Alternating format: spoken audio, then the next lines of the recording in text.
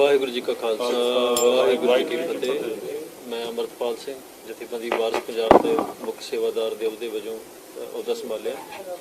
ਤੁਸੀਂ ਅੱਜ ਜਿਹੜੀ ਅਸੀਂ ਪ੍ਰੈਸ ਕਾਨਫਰੰਸ ਕਰ ਰਹੇ ਹਾਂ ਉਹਦਾ ਵਿਸ਼ਾ ਇਹ ਹੈ ਵੀ ਕੱਲ੍ਹ ਨੂੰ ਜਿਹੜਾ ਇਕੱਠ ਕਰਨਾ ਹੈ ਅਸੀਂ ਦਰਬਾਰ ਸਾਹਿਬ ਦੇ ਸਾਹਮਣੇ ਕੰਪਲੈਕਸ ਦੇ ਵਿੱਚ, ਜਿਹੜੀ ਇੰਡੀਆ ਕਲੇਮ ਕਰਦਾ ਵੀ ਇਹ ਲਾਰਜੈਸਟ ਡੈਮੋਕ੍ਰੇਸੀ ਹੈ ਸੰਸਾਰ ਦੇ ਵਿੱਚ, ਤੇ ਜਮਹੂਰੀਅਤ ਦਾ ਅਰਥ ਹੀ ਹੈ ਵੀ ਜਿਸ 'ਚ ਲੋਕਾਂ ਦੀ ਰਾਏ ਪੁੱਛੀ ਜਾਵੇ। ਇੱਕ ਸਿਸਟਮ ਬਣਿਆ ਹੁੰਦਾ, ਇੰਨੇ ਸਾਲ ਬਾਅਦ ਵੋਟਾਂ ਪੈਣੀਆਂ। ਡੈਮੋਕ੍ਰੇਸੀ ਤੇ ਡਿਕਟੇਟਰਸ਼ਿਪ ਦੇ ਵਿੱਚ ਇੰਨਾ ਹੀ ਫਰਕ ਹੈ ਕਿ ਡਿਕਟੇਟਰਸ਼ਿਪ ਦੇ ਵਿੱਚ ਇੱਕ ਧਿਰ ਕਬਜ਼ ਹੋ ਜਾਂਦੀ, ਉਹ ਥੱਲੇ ਉਤਰਦੀ ਨਹੀਂ ਜਿੰਨਾ ਚਿਰ ਕੋਈ ਪਾਵਰਫੁਲ ਧਿਰ ਉਹਨੂੰ ਲਾਵੇ ਨਾ। ਡੈਮੋਕ੍ਰੇਸੀ ਦੇ ਵਿੱਚ ਲੋਕਾਂ ਦੀ ਓਪੀਨੀਅਨ ਮੈਟਰ ਕਰਦੀ ਹੈ।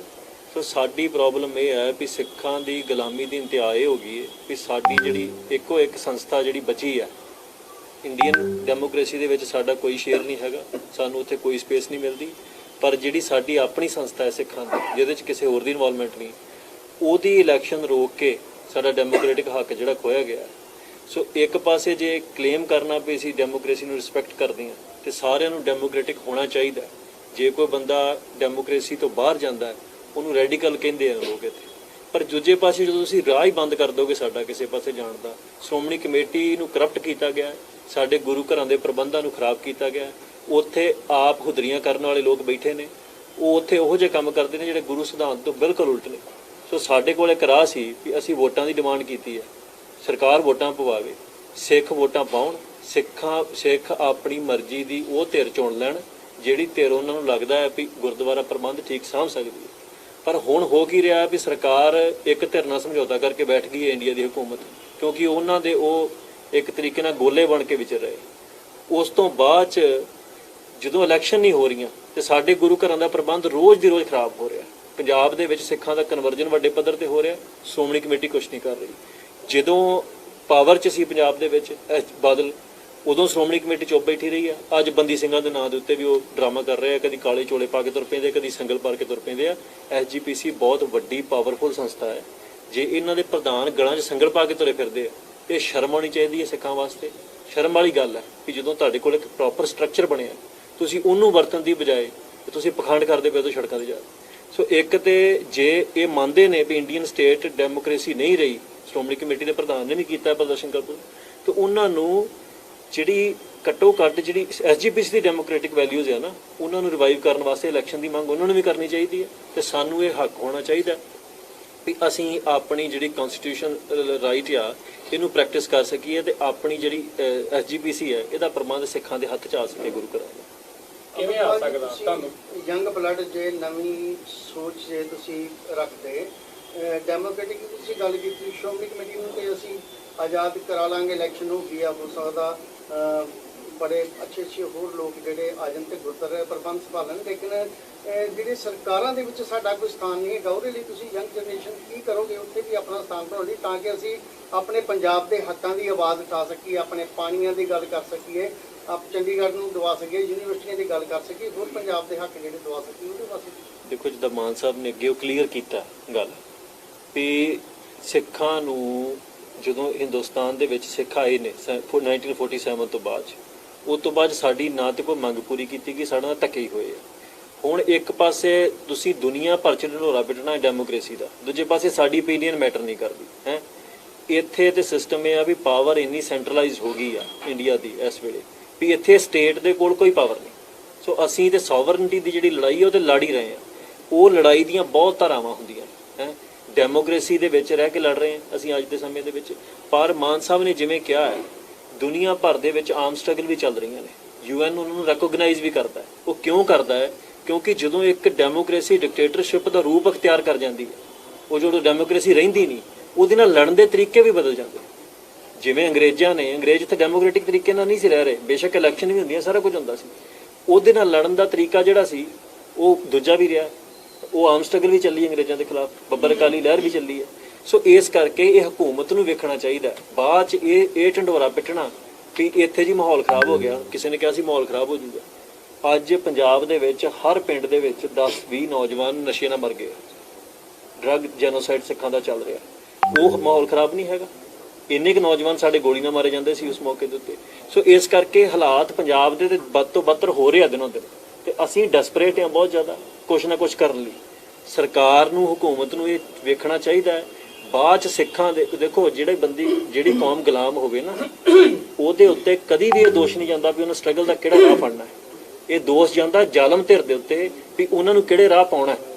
ਜੇ ਮੱਸਾ ਰੰਗੜ ਦਰਬਾਰ ਸਾਹਿਬ ਆੜ ਕੇ ਬੈਠ ਗਿਆ ਸੀ ਤੇ ਮੱਸੇ ਰੰਗੜ ਨੂੰ ਵੋਟਾਂ ਨਾਲ ਬਾਹਰ ਤੇ ਕੱਢਿਆ ਨਹੀਂ ਸੀ ਜਾ ਸਕਦਾ, ਉਹਦੀ ਧੌਣ ਨਾਲ ਨਹੀਂ ਪਈ, ਸਿੱਖਾਂ ਨੇ ਲਾ ਦਿੱਤੀ।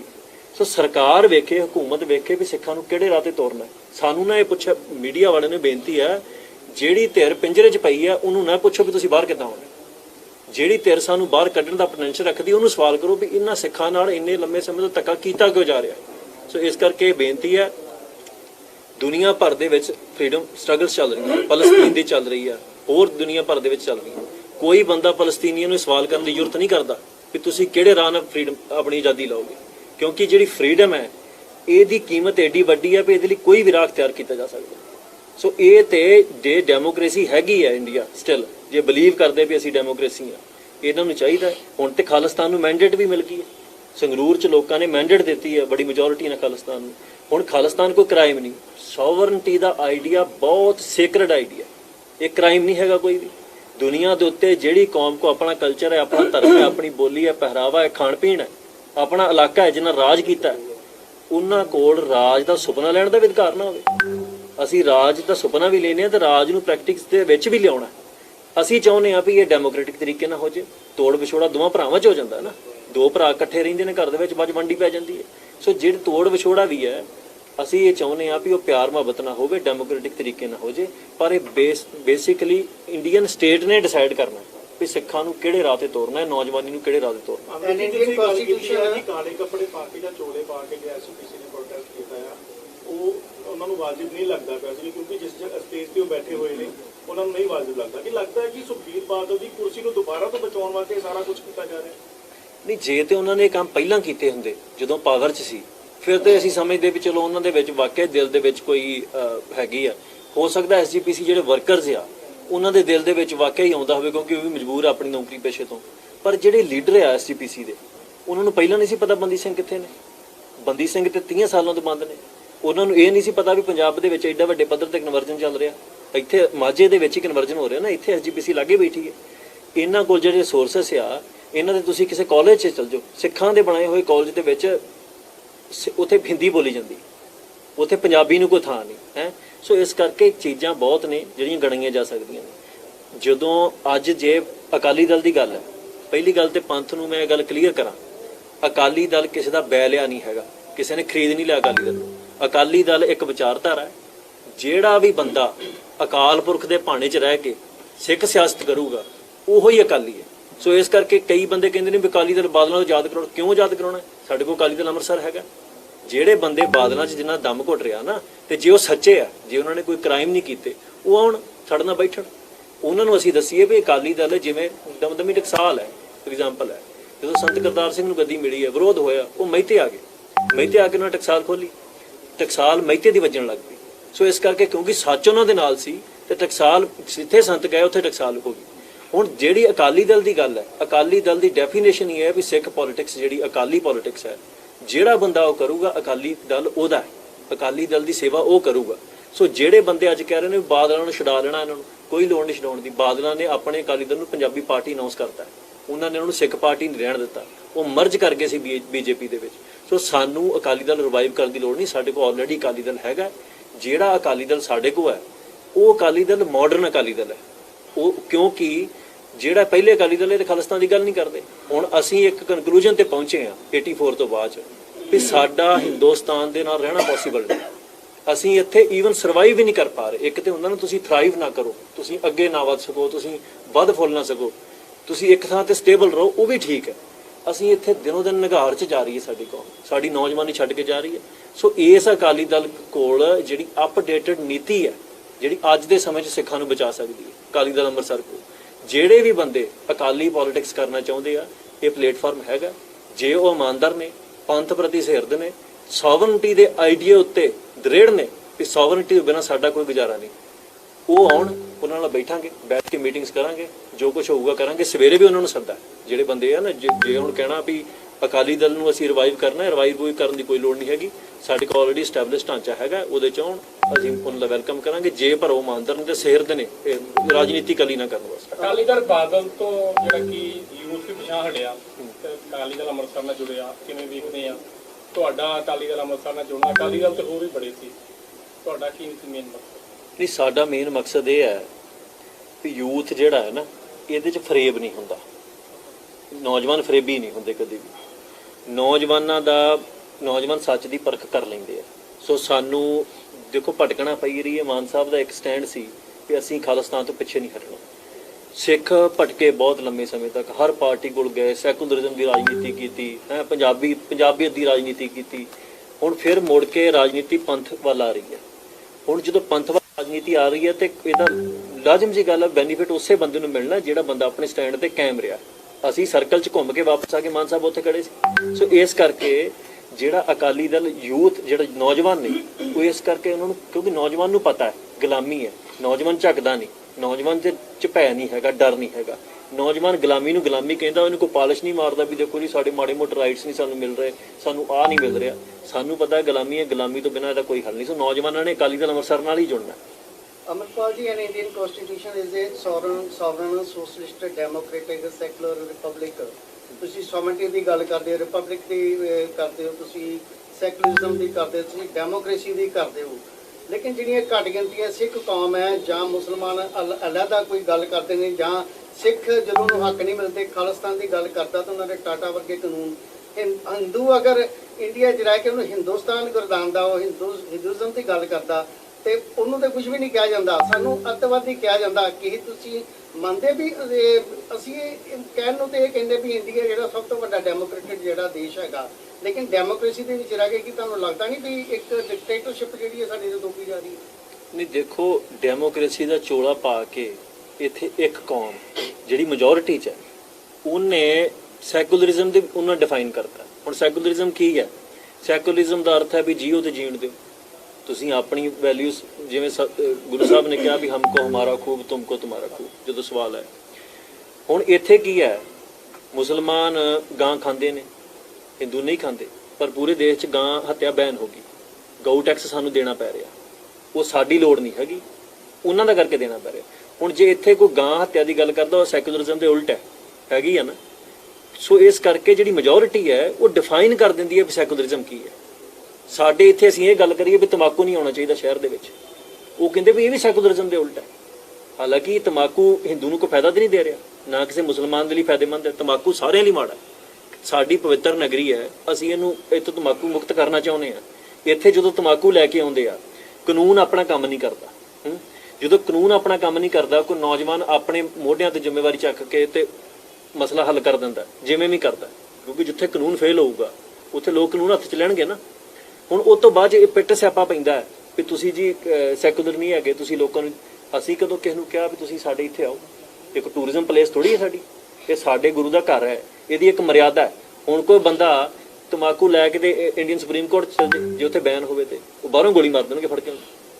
ਇਸ ਕਰਕੇ ਇਹਨਾਂ ਨੂੰ ਜਿਹੜੀ ਸੈਕੂਲਰਿਜ਼ਮ ਦੀ ਡੈਫੀਨੇਸ਼ਨ ਹੈ, ਮੈਜੋਰਿਟੀ ਬਹੁਤੀ ਵਾਰ ਡਿਫਾਈਨ ਕਰਦੀ ਹੈ ਸੈਕੂਲਰਿਜ਼ਮ ਕੀ ਹੈ।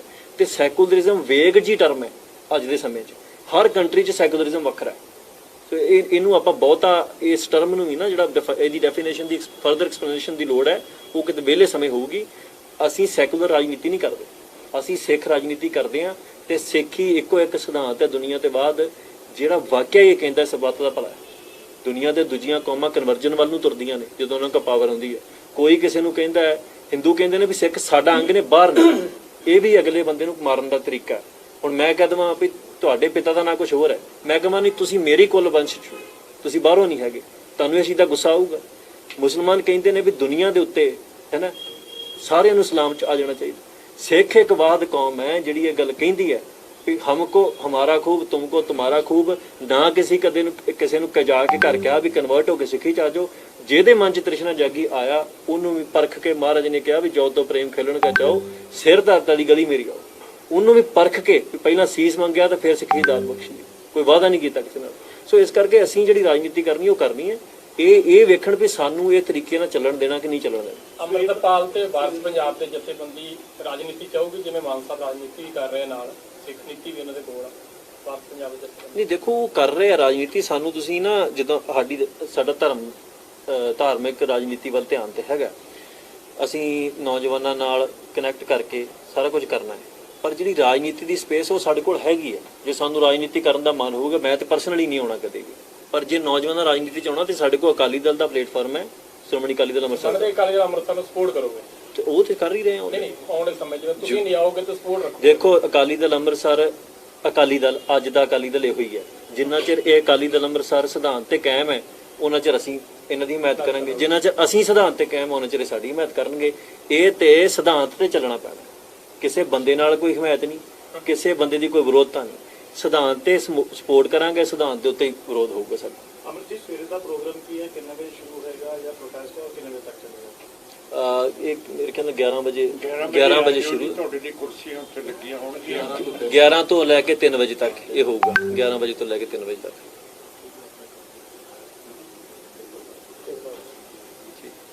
ਠੀਕ ਹੈ ਜੀ। ਹਾਂਜੀ ਮਾਨ ਸਾਹਿਬ। ਤੇ ਬੂਟਾ ਸਿੰਘ ਸਾਡੀ ਪਾਰਟੀ ਕੱਲ੍ਹ ਨਿਊਯਾਰਕ, ਜਿੱਥੇ ਅਸੈਂਬਲੀ ਦਾ ਸੈਸ਼ਨ ਹੋਣਾ ਯੂਨਾਈਟਿਡ ਨੇਸ਼ਨਸ ਦਾ, ਉੱਥੇ ਵੀ ਕੱਲ੍ਹ ਮੁਜ਼ਾਹਰਾ ਸਾਡੇ ਕਨਵੀਨਰ ਸਰਦਾਰ ਬੂਟਾ ਸਿੰਘ ਉਹ ਤੇ ਸਿੱਖ ਕਰ ਰਹੇ ਹੈ ਕਿ ਸਾਨੂੰ ਜਮਹੂਰੀਅਤ ਦਾ ਹੱਕ ਸਾਡਾ ਮਾਰਿਆ ਗਿਆ। ਤੇ ਬਰਤਾਨੀਆ ਦੇ ਵਿੱਚ ਵੀ ਹੋ ਰਿਹਾ, ਤੇ ਫਰਾਂਸ ਦੇ ਵਿੱਚ ਵੀ ਹੋ ਰਿਹਾ, ਆਸਟ੍ਰੇਲੀਆ ਦੇ ਵਿੱਚ ਵੀ ਹੋ ਰਿਹਾ। ਜਿੱਥੇ ਜਿੱਥੇ ਸਿੱਖ ਅੱਜ ਵੱਸਦੇ ਹੈ, ਉਹਨਾਂ ਮੁਲਕਾਂ ਦੇ ਵਿੱਚ ਕੱਲ੍ਹ ਜਮਹੂਰੀਅਤ ਦੇ ਦਿਨ ਦੇ ਵਿੱਚ ਉਹ ਸਾਰੇ ਪ੍ਰੋਟੈਸਟ ਕਰਦੇ। ਧੰਨਵਾਦ ਥੈਂਕ ਯੂ ਜੀ।